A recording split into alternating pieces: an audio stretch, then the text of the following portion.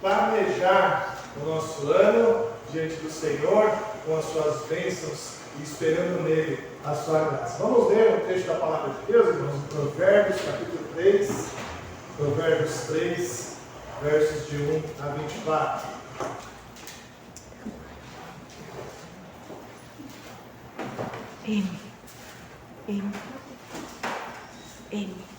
Aumenta dele, é o verde.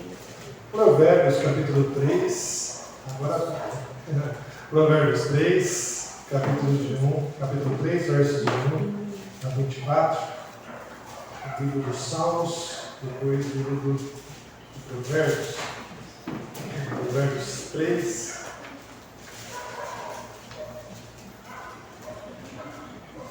Nós vamos ler dos versos 1 até o verso de número 24.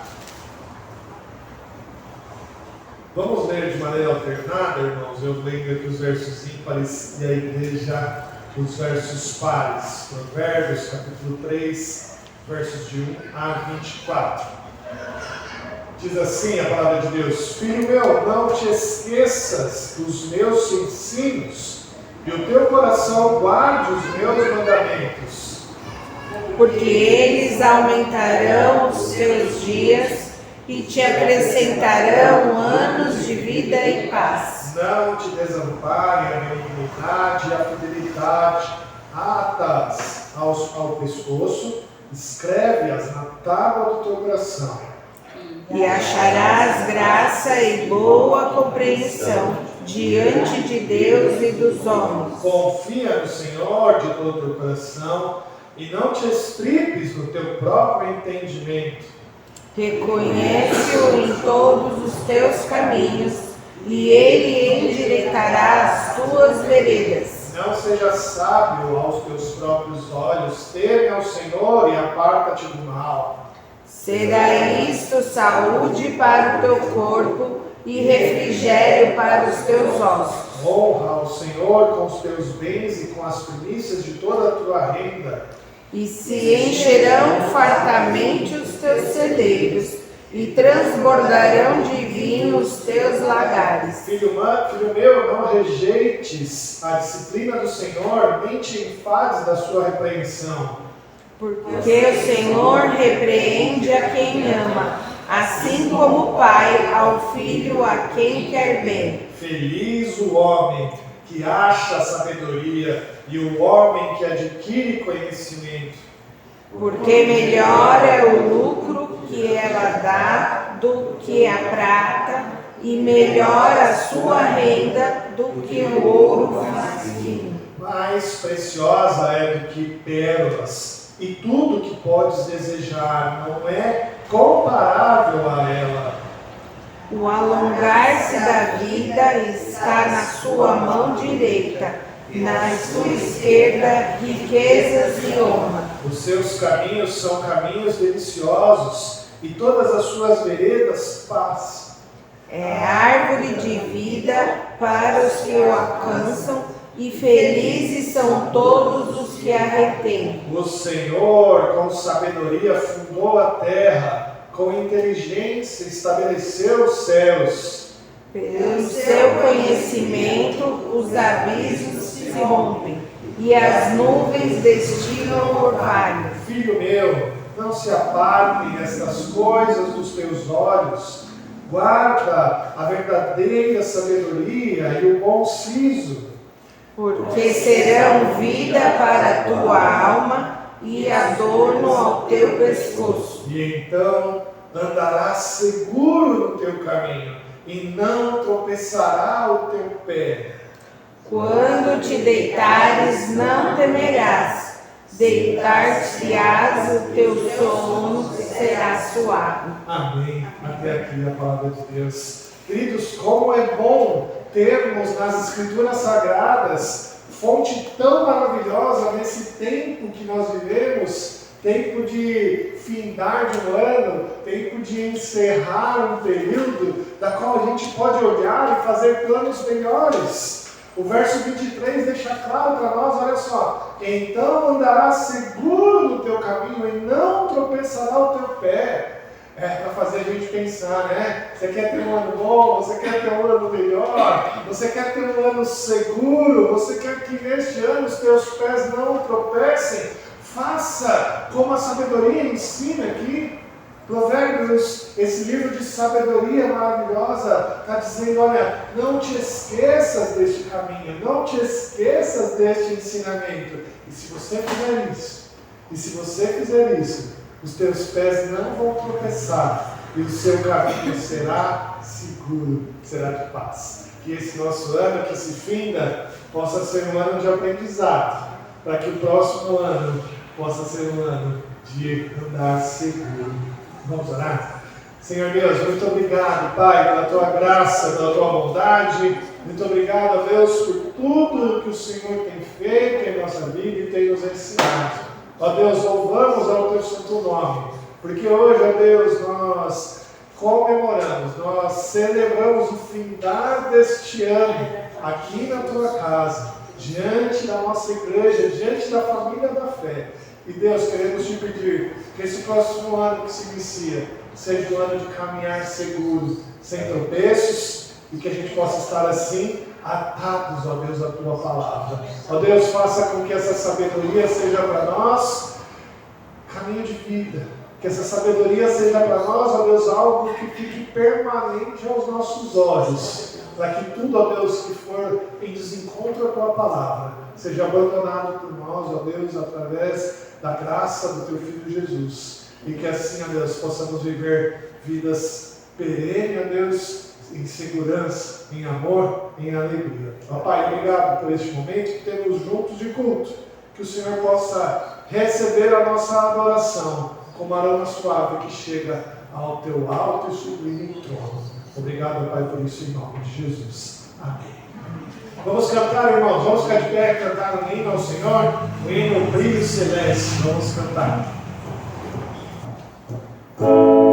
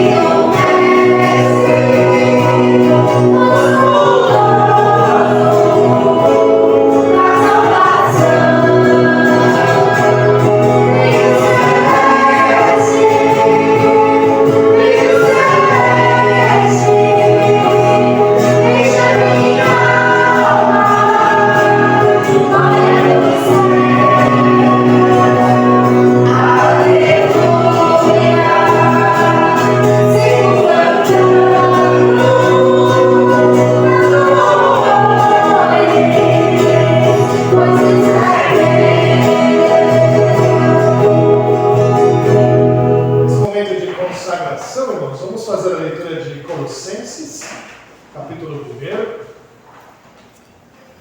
Colossenses, capítulo 1.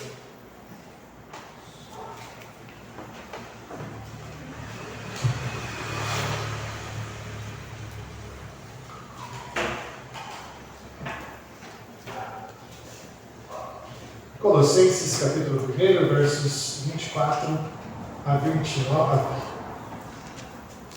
Eu vou ler aqui, você acompanha essa leitura da palavra de Deus? Colossenses capítulo 1, versos 24 a 29. Diz assim: Agora me regozijo nos meus sofrimentos por vós, e preencho o que resta das aflições de Cristo na minha carne, a favor do seu corpo, que é a igreja, da qual me tornei ministro de acordo com a dispensação da parte de Deus, que me foi confiada a vosso favor para dar pleno cumprimento à palavra de Deus.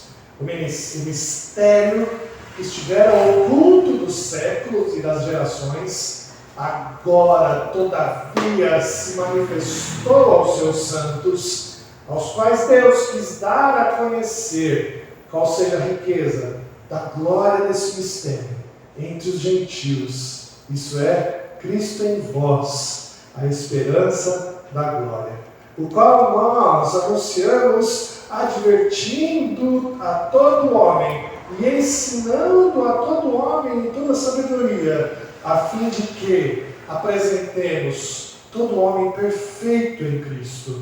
Para isso é que eu também me afadigo, esforçando-me o mais possível, segundo a sua eficácia, que opera eficientemente em mim. Amém.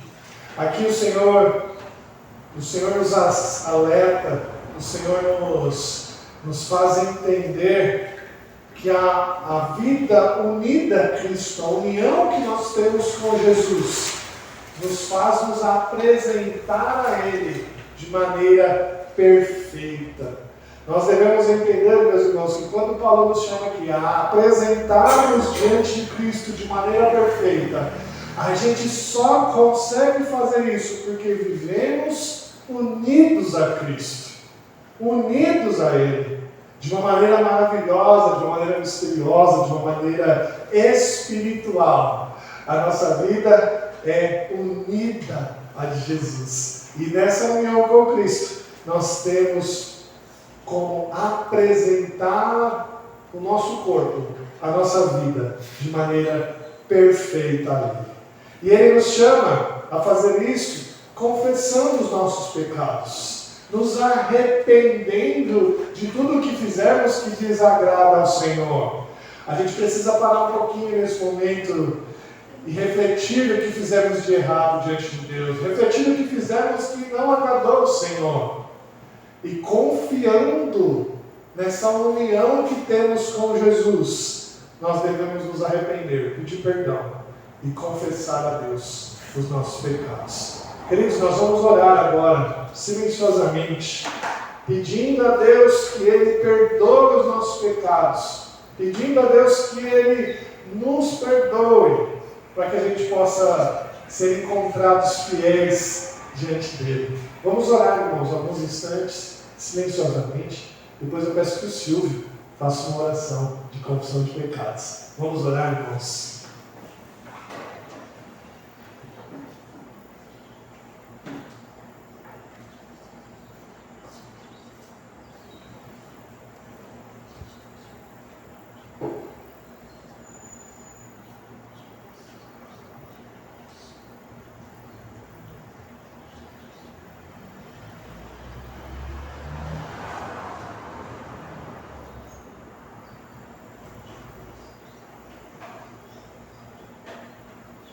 Senhor nosso Deus e Pai, agradecemos por estar reunido para casa, Pai, louvando o seu nome, Deus, que eu peço perdão por nossos pecados, que esses pecados possam sair do nosso meio, Pai, a gente não possa fazer de volta, Pai, mas possa apresentar de novo aqui, sabe, cada pecado, cada coisa que está fazendo, que eles possam poder passar acabar com esse pecado, Pai, que possa cada dia te agradecer no seu nome. Amém. Eu te peço a Deus, em nome de Jesus. Amém. Louvado seja Deus por isso, e confiados na graça, confiados na obra de Jesus, nós podemos ter a certeza de que os nossos pecados estão perdoados. E é por isso que a gente vai cantar alguns cânticos ao Senhor, bendizendo, louvando ao seu nome, em gratidão à sua obra em nossa vida. 2 Coríntios 4,6 diz assim: porque Deus que disse, das trevas resplandecerá a luz, Ele mesmo resplandeceu em nosso coração para a iluminação do conhecimento da glória de Deus na face de Cristo. E é essa luz que nós vimos de Cristo, da qual nós vamos celebrar, nós vamos cantar, nós vamos louvar. Vamos ficar de pé, vamos cantar alguns cânticos ao Senhor. E aqueles que vieram preparados para entregar seus dízimos e ofertas podem fazer nesse momento no gasofilácio. Vamos louvar o Senhor.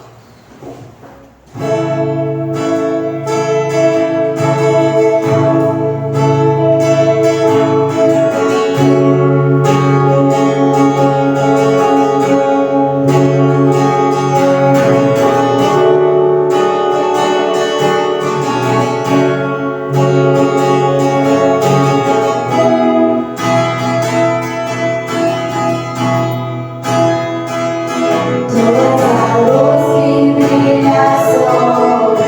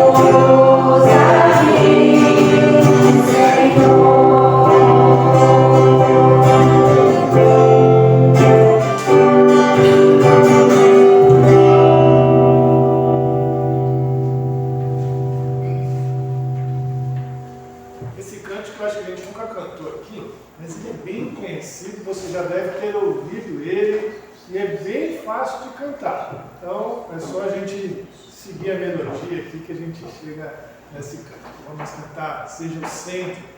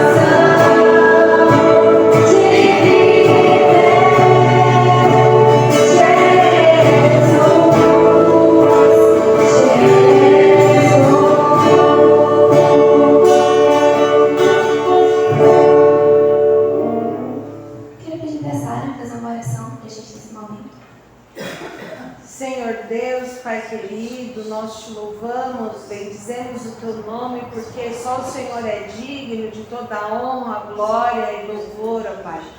Que as canções que cantamos a Ti, ó Deus, sejam reais na nossa vida, Deus.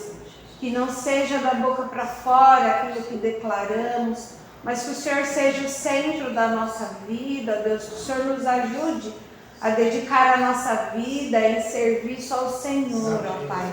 Transforma, ó Deus, o nosso coração e nos ajude, ó Deus, a sermos parecidos com Cristo a cada dia. Obrigado, ó Deus, por este ano que está se findando. Que o Senhor nos abençoe no próximo ano, ó Deus, e que possamos, Senhor, a cada ano, ó Pai, nos dedicarmos mais ao Senhor, sermos mais, ó Deus, operosos no Teu reino, ó Pai. Recebe este culto, ó Deus, como aroma suave ao Teu altar de graça, e nós te agradecemos em nome de Jesus. Amém. Amém. Os irmãos podem se sentar. Muito bem, irmãos, a gente vai passar a mensagem dessa noite e pensando neste ano que se finda, nós vamos tratar um trecho da carta de Paulo aos Efésios, capítulo 3, versos de 1 a 13. Eu tenho por tema essa mensagem: a igreja, um farol de Cristo para o mundo. A igreja, um farol de Cristo para o mundo. Efésios capítulo 3, versos de 1 a 13.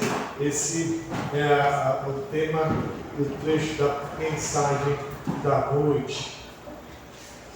Eu vou ler aqui o trecho dessa passagem. Você, por favor, ouça, acompanhe a leitura aí na sua Bíblia.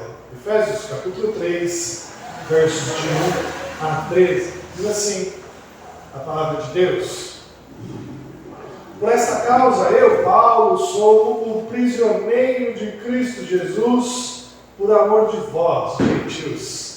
Se é que tendes ouvido a respeito da dispensação da graça de Deus a mim confiada para vós outros. Pois segundo uma revelação me foi dada a conhecer o mistério, conforme escrevi há pouco resumidamente, pelo que quando ledes, podeis compreender o meu discernimento do mistério de Cristo, o qual, em outras gerações, não foi dado a conhecer aos filhos dos homens, como agora foi revelado aos seus santos apóstolos e profetas no Espírito, a saber que os gentios são co-herdeiros, membros do mesmo corpo e co-participantes da promessa em Cristo Jesus por meio do Evangelho, do qual fui constituído ministro, conforme o dom da graça de Deus a mim concedida segundo a força operando do seu poder. A mim, o menor de todos os santos, me foi dada esta graça de pregar aos gentios o Evangelho das insondáveis riquezas de Cristo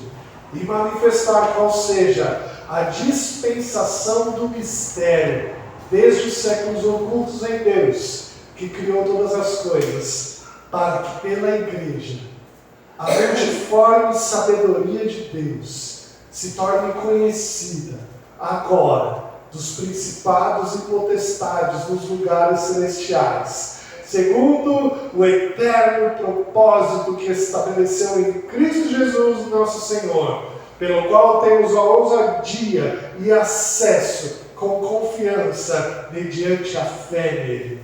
Portanto, vos peço que não desfaleceis nas minhas tribulações por vós, pois nisso está a vossa glória.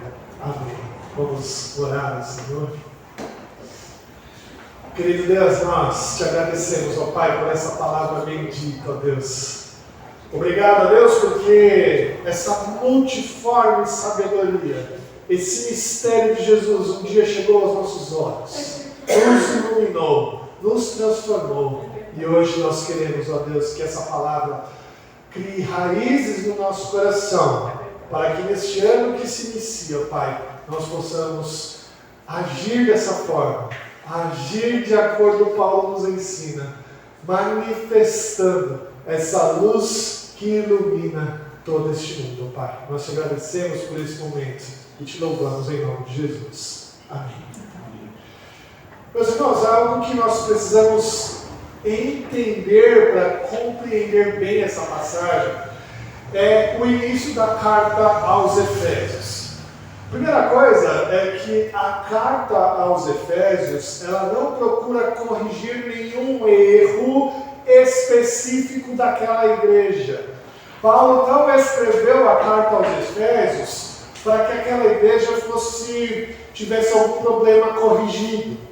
A carta aos Efésios, ela é uma carta que ela declara uma verdade importante do Evangelho, tá bom? Então a carta aos Efésios é uma declaração de uma verdade cristã muito importante.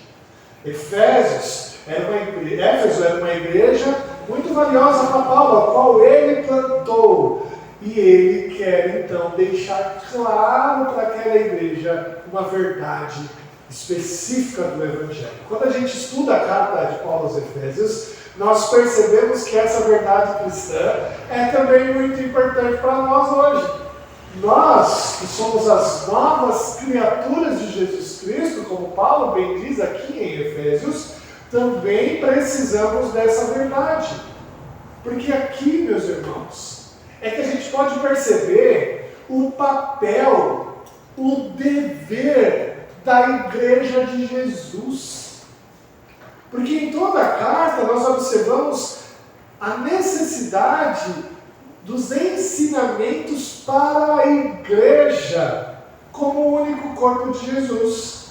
Hoje, nesse último domingo do ano, a gente precisa parar um pouquinho, meus irmãos, e pensar nos nossos planos. A gente sempre para no final do ano para fazer planos para o próximo ano. E a pergunta que a gente tem que se fazer hoje, nesse momento, é o seguinte: será que estes planos que eu estou fazendo para o próximo ano estão de acordo com os propósitos de Deus? Porque como a gente vai ver nesse texto, meus irmãos, os propósitos de Deus apontam para as riquezas do Evangelho de Jesus. E os meus planos precisam contemplar estes propósitos. Para a gente entender isso, a gente precisa recapitular um pouquinho os 2 primeiros capítulos de Efésios, tá bom? Isso é bem rápido. Porque no capítulo 1, a gente aprende que nós devemos louvar a Deus pela predestinação da igreja. É isso que Paulo está falando no capítulo 1. Paulo fala no capítulo 1 que Deus nos predestinou antes da fundação do mundo. E ele louva a Deus, ele adora a Deus pela redenção em Cristo Jesus. Porque nós somos predestinados antes da fundação do mundo em amor de Cristo. Pelo amor de Cristo, pela soberania, pela graça, pela redenção do nosso Senhor Deus. A gente aprende também no capítulo 1 de Efésios que nós devemos louvar a Deus por Cristo, que fez, que completou essa boa obra em nós, que nos redimiu através do seu sangue, o sangue derramado na cruz. É nessa obra de Jesus, no seu ministério, na sua vida, na sua morte, na sua ressurreição, na sua glorificação, aonde nós temos agora a salvação eterna. Ainda no capítulo 1, no primeiro capítulo aqui de Paulo aos Efésios, a gente aprende também, a gente vê Paulo orando pela fé dos Efésios, orando pela vida deles. A gente aprende aqui, meus irmãos, que a fé é algo necessário para a igreja. Que nós devemos ser reconhecidos lá fora pela fé que nós temos em Jesus. E não só pela fé, como Paulo diz, mas pelo amor. O amor em Cristo e o amor que nós temos entre nós.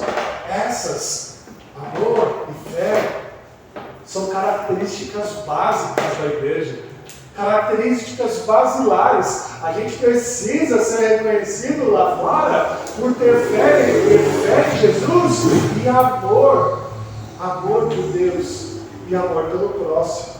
É isso que a gente aprende nestes capítulos. No capítulo 2, a gente aprende que, apesar da nossa pecaminosidade, a salvação vem pela graça de Cristo.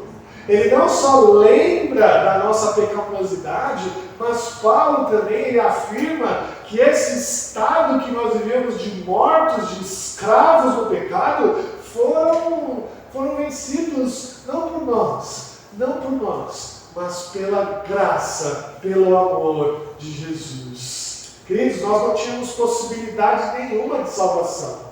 O Senhor veio, o Senhor nos redimiu e o Senhor nos salvou. E Paulo nos ensina aqui a louvar a Deus por isso. E é por isso que Paulo começa o capítulo 3 aqui, meus irmãos, refletindo sobre isso. Paulo começa o capítulo 3 nos fazendo agora entender que nós, diante da graça de Jesus, diante da salvação em Cristo, que nós devemos louvá-lo, como que a gente deve fazer os nossos planos? Como que a gente deve caminhar? Como que a gente deve andar? E a primeira coisa que Paulo vai nos ensinar aqui é que, diante das riquezas de Cristo, diante da obra de Cristo, a gente precisa refletir os nossos planos com base nelas. Paulo, quando inicia o capítulo 3, aparentemente ele iria orar pela igreja. É isso que ele faz nas outras cartas. Ele revela algo, ele ensina algo, ele fala de uma tese importante e ele ora pela igreja. Mas antes de orar, Paulo fala uma coisa importante aqui para nós. Ele fala para nós aqui sobre o motivo pelo qual ele foi preso. Olha que interessante, o capítulo 3 vai dizer assim: por esta causa, eu, Paulo, sou prisioneiro de Cristo, por amor de vós, gentios. No início do capítulo 3, Paulo explica por que ele estava preso. E o motivo é ter revelado tudo isso. O motivo é ter pregado essas bênçãos de Jesus, da qual ele ensinou no capítulo 1 e no capítulo 2. Meus irmãos, aqueles judeus fanáticos não queriam perder suas posições e por isso não queriam que Paulo continuasse pregando o evangelho aos gentios. Eles queriam privilégios, eles queriam continuar com o seu grande status na sociedade. E por Paulo falar assim: não, o evangelho também é para os gentios. O evangelho é para toda a nação, é para toda criatura. O amor de Deus não abrange só os judeus, o amor de Deus abrange a todos. E é por isso que ele foi preso. E é por isso que Paulo fala assim: eu sou prisioneiro de Cristo. É interessante, né? Porque ele era prisioneiro dos romanos. Ele foi preso por Roma. Ele estava preso pelos romanos. Mas Paulo não entendia assim. Paulo estava falando: eu sou prisioneiro de Cristo. Porque pela pregação da palavra é que eu fui preso. Meus irmãos, isso nos ensina muito já logo de início. Sabe por quê? Porque a gente observa muita gente hoje em dia que rejeita a Cristo por vergonha. Muita gente hoje em dia rejeita a Cristo por medo, por vergonha, porque sabe que vai ter que abandonar algumas coisas, porque vai ter que deixar talvez uma posição na empresa que trabalha, vai ter que deixar uma posição na sociedade que vive. E Paulo está nos ensinando a enxergar a vida de uma outra forma. Paulo está falando que ele não é preso por Roma, ele é preso por Cristo. E independente de onde ele estiver, ele está fazendo a vontade de Cristo. Paulo não enxerga mais a prisão com os olhos humanos. Ele sofreu na prisão. Ele sentiu as dores da prisão. Vai ter uma hora que ele vai falar: olha, peça para buscar minha capa, peça para buscar alguns livros. Estou sentindo frio, estou me sentindo sozinho. Ele sentiu a dor da prisão, mas ele não enxergou a prisão com os olhos humanos. Meus irmãos, será que as bênçãos que a gente já recebeu de Cristo, a salvação, a obra salvífica de Jesus, será que essa bênção maravilhosa, como Paulo bem disse no capítulo 1 e no capítulo 2, são vistas por nós com esse olhar? Esse olhar de que o olhar humano não faz mais tanta diferença para nós. Será que a gente tem visto isso, meus irmãos? Ou será que nós estamos vendo as bênçãos humanas, as bênçãos divinas, com os olhos humanos? sentindo a dor delas ainda e encarando elas como dificuldade. Paulo não encarou assim. Paulo encarou a sua prisão como uma prisão de Cristo. A gente tem que aprender aqui, meus irmãos, com Paulo, que todas as bênçãos que nós recebemos estão seladas em nós por Cristo, mesmo nos momentos difíceis. Porque Deus está reinando em nossa vida. Nós estamos diante de Jesus. Ele reina em nossa vida. E independente da dor que soframos, independente da situação que vivamos, nós estamos em Cristo. E Paulo é um prisioneiro em Cristo. Ele não vê a sua prisão como a gente vê hoje em dia, com os olhos humanos. Paulo confiava tanto no Senhor Deus que ele estava convicto de que a sua obra, que o próprio Cristo colocou para ele fazer, foi o que levou ele à prisão.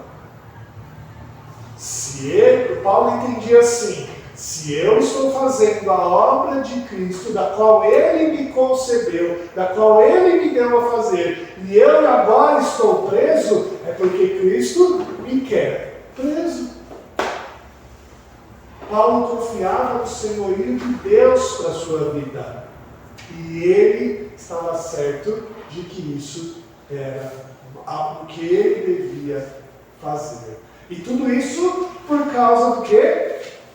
Por causa da revelação da qual o Senhor deu a ele. Verso 3 diz: pois segundo uma revelação me foi dado conhecer o mistério. Essa revelação, esse mistério, já foi dito por Paulo o que era. Lá em Atos, capítulo 22, 17, Paulo vai falar sobre essa revelação.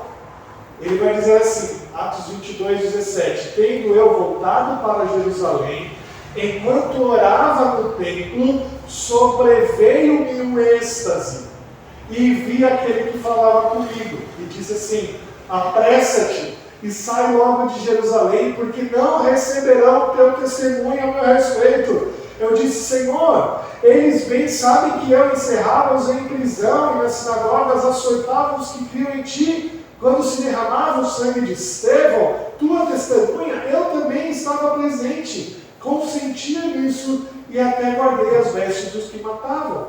Mas ele me disse: vai, porque eu te enviarei para longe aos gentios.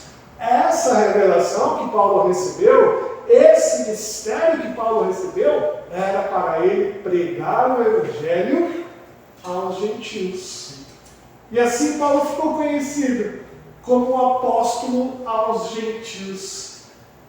Os de Jerusalém, os judeus, esses não iriam ouvir Paulo. Esses não iriam ouvir a pregação por Paulo. Mas os gentios sim. Todos aqueles que não eram judeus. Todos os povos que não eram dos judeus ouviriam o evangelho.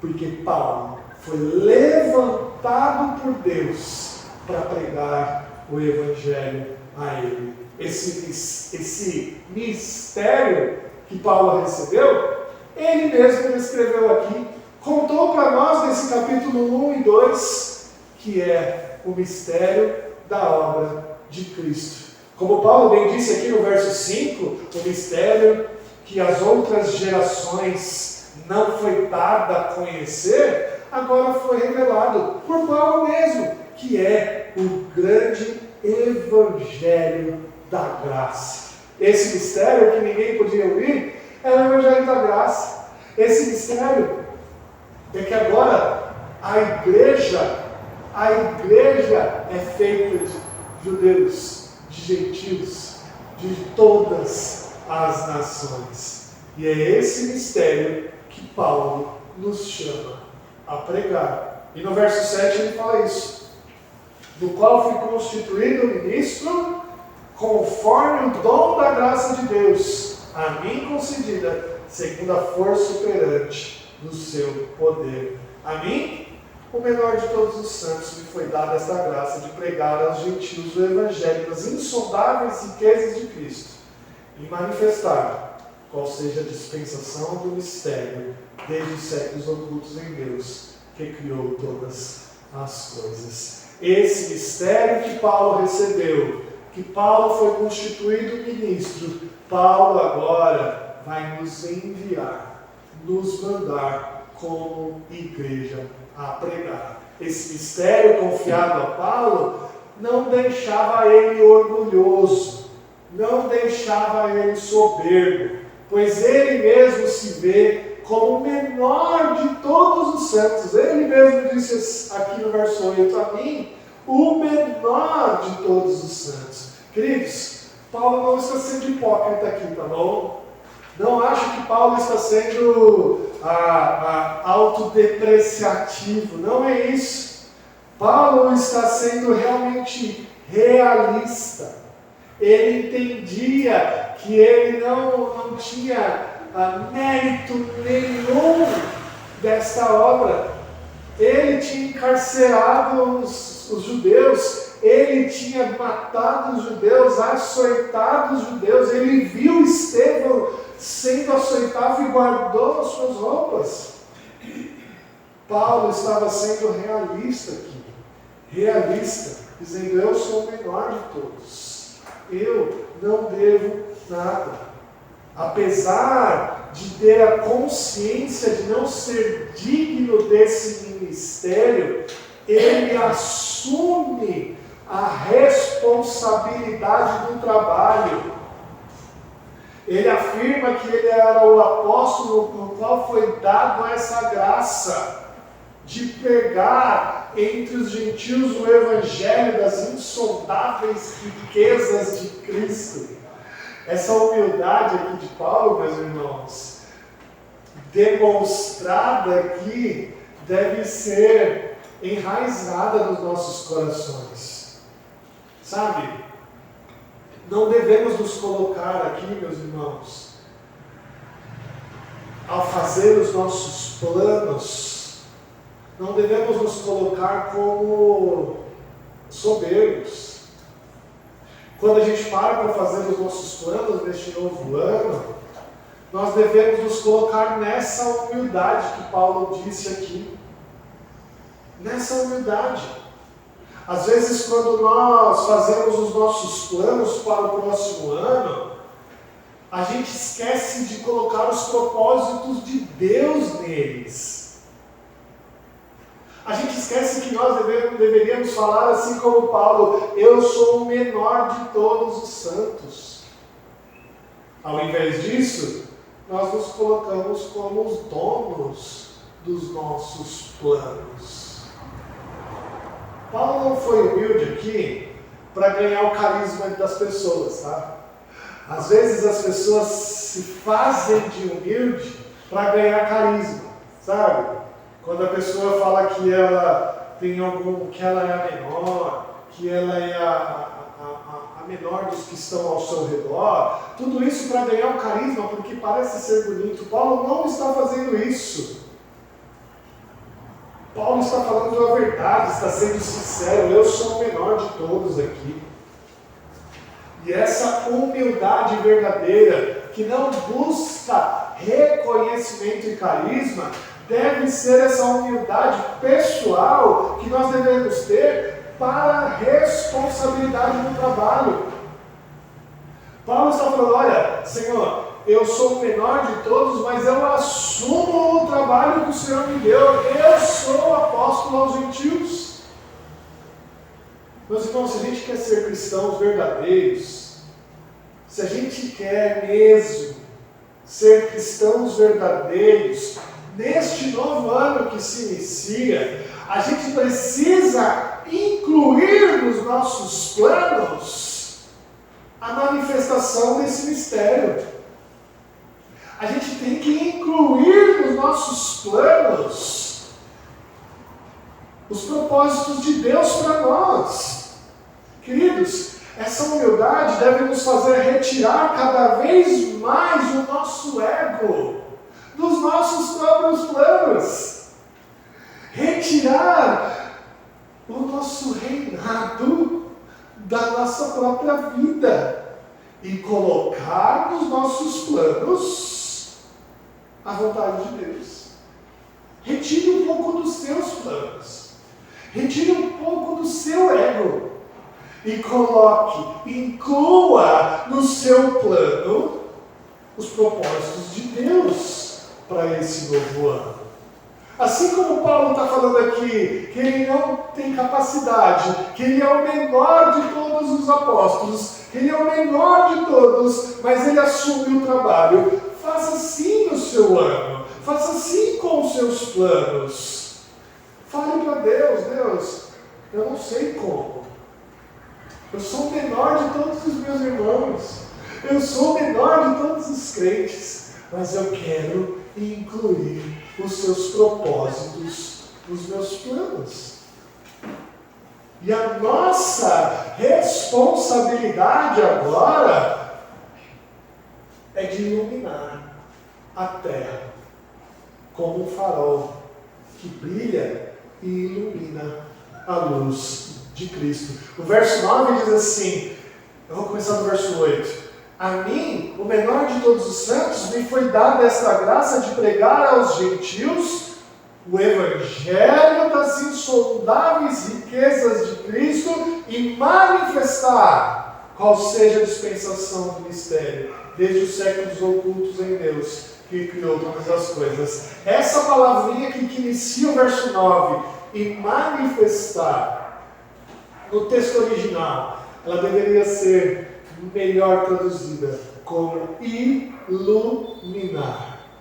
Iluminar. Porque é a mesma palavra que Paulo diz que aconteceu conosco lá em 2 Coríntios 4,6. 2 Coríntios 4,6, que a gente leu, diz assim, porque Deus que disse, das trevas resplandecerá a luz, Ele mesmo resplandeceu em nosso coração para a iluminação do conhecimento da glória de Deus na face de Cristo. Essa luz que iluminou o nosso coração, essa luz que resplandeceu em nós em Cristo, agora Paulo está nos chamando a manifestar, a iluminar todas as nações. Dessa forma, meus irmãos, agora, o papel da igreja é iluminar aqueles que estão nas trevas. E com essa iluminação divina, é que os olhos deles serão abertos para ver Cristo. É nisso que nós somos chamados. Para sermos fiéis como igreja e ser uma fonte de luz. Uma fonte de luz que brilha a Jesus. Agora, a gente tem que se perguntar uma coisa. Será que quando a gente está fazendo os nossos planos, a gente tem colocado isso neles? Será que nós, como igreja, estamos planejando a nossa vida e planejando iluminar a luz de Cristo? Nós somos chamados para essa obra, meus irmãos, para tornar a multiforme sabedoria de Deus conhecida, e não só para a humanidade, mas para todo o principado e potestade. É o que está aqui no verso 10, olha só. Para que pela igreja a multiforme sabedoria de Deus se torne conhecida agora dos principados e potestades nos lugares celestiais. Olha a responsabilidade que o Senhor Deus está colocando para nós, como igreja. Nós, como igreja, temos a responsabilidade de iluminar a luz de Cristo, não só para os gentios, mas para todos os principados e potestades. Sabe o que é isso? Eu vou te explicar. Você sabe muito bem que os anjos não são oniscientes, não é mesmo? Os anjos não são oniscientes. O único onisciente é Deus. Somente Deus sabe todas as coisas. Somente Deus tem o conhecimento de tudo. Os anjos não. Os anjos não têm onisciência. Eles não sabem de todas as coisas. Essa é uma característica única de Deus. E agora, meu irmão, é papel da igreja mostrar até mesmo para os anjos o Evangelho. O Evangelho da graça. É isso mesmo, sabe por quê? Porque Pedro disse isso lá na sua primeira carta. Na primeira carta de Pedro, capítulo 1, verso 10, diz assim: foi a respeito desta salvação que os profetas indagaram e inquiriram, os quais profetizaram acerca da graça a vós outros destinada, investigando atentamente qual ocasião ou quais circunstâncias oportunas indicadas pelo Espírito de Cristo, que nele estava, ao dar de antemão testemunho sobre os sofrimentos referentes a Cristo e sobre a glória que o seguiu.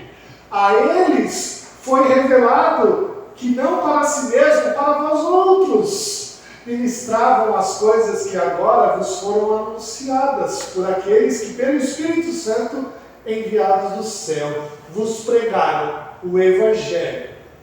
Coisas estas que os anjos anelam prescrutar. Olha o que Pedro disse, que o Evangelho da graça, que os profetas, que aqueles que antigamente profetizavam para nós, e que se achegou a nós através do testemunho de Jesus, este Evangelho, os anjos anelavam perscrutar. Sabe o que significa perscrutar? É inquirir, é entender, é compreender, é saber. Os anjos queriam saber. E quem deve revelar isso a eles é a igreja. Este propósito de iluminar a terra como um farol não é só para os gentios, não é só para as pessoas. O Senhor está falando que isso vai chegar até mesmo aos anjos, aos principados e potestades. Toda essa maravilha que nós, como a nova igreja de Jesus, que nós podemos agora nos achegar a Deus com ousadia, que nós podemos ter fé e confiança no Senhor, que nós somos salvos pela graça do sangue derramado de Jesus. Essas maravilhas é que nós devemos anunciar de uma forma que os anjos vão escutar. Que trabalho bendito, meus irmãos. Que trabalho bendito que o Senhor Deus nos deu a fazer. E é dessa forma que Paulo pede para que a igreja faça. E ele afirma no verso 12: pelo qual temos ousadia e acesso com confiança mediante a fé nele. Portanto vos peço que não desfaleçais nas minhas tribulações por vós, pois nisso está a vossa glória. Paulo está nos chamando, irmãos, para que a gente não desfaleça. Apesar de qualquer que seja a luta, apesar de qualquer que sejam as cadeias, qualquer que sejam as dificuldades, Paulo está falando, não desfaleça. Continue como um farol, iluminando a luz de Cristo nesse mundo. Meus irmãos, essa passagem tem muito a nos ensinar, não é mesmo? Mesmo ela parecendo uma repetição de Paulo antes de entrar de fato na oração que ele vai fazer para a igreja, Paulo parece se repetir em algumas coisas, mas agora ele está nos chamando a sermos fortes. Queridos, muitas pessoas não acreditam mais na igreja. Muitas pessoas acham que a igreja está desacreditada. A gente vê isso em todos os lugares, pessoas que se decepcionam com a igreja, pessoas que se decepcionam com os mais antigos da igreja, pessoas que se decepcionam com a forma de governo da igreja. Sabemos disso. Sabemos que todas as igrejas têm seus problemas, têm suas dificuldades. Sabemos que todas as igrejas precisam de renovação, de crescimento na palavra. Sabemos que nós precisamos disso, mas mesmo assim, nós devemos ter cautela para não desprezar a igreja. Não podemos desprezar a ação de Deus através da igreja, porque ela tem um propósito. Ela tem um propósito.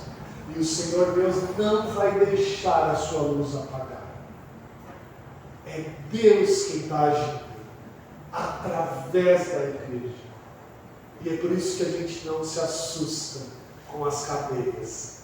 É por isso que a gente não se assusta com as cadeias.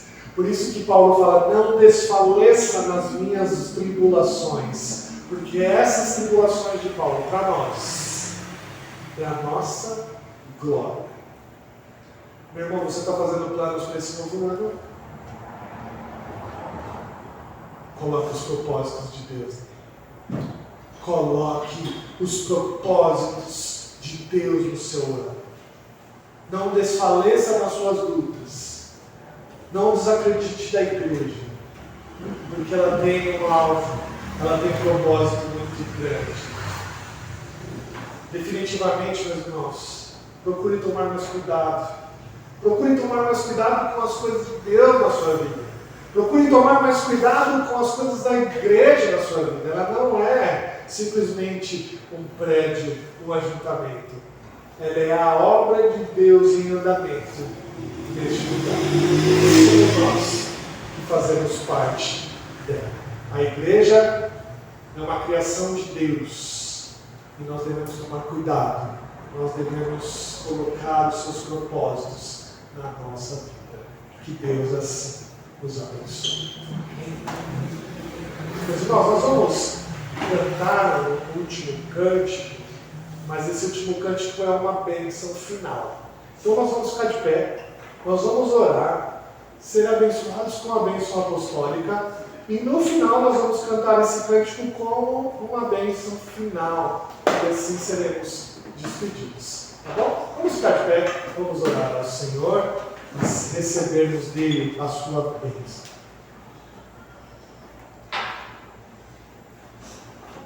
Querido Deus, nós te agradecemos, ó Pai, mais uma vez, pela Tua palavra que tanto toca aos nossos corações.